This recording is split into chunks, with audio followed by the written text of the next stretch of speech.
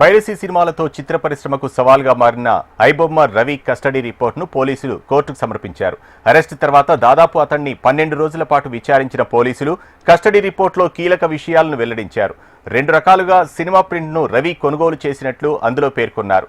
Normal ప్రింట్కు $100, HD ప్రింట్కు $200 చెల్లించినట్లు తెలిపారు.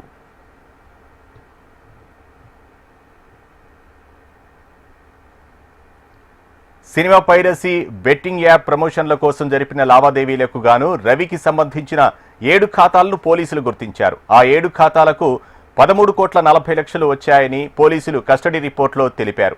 Betting యాప్ల ద్వారా 1,78,00,000 వచ్చాయని పేర్కొన్నారు.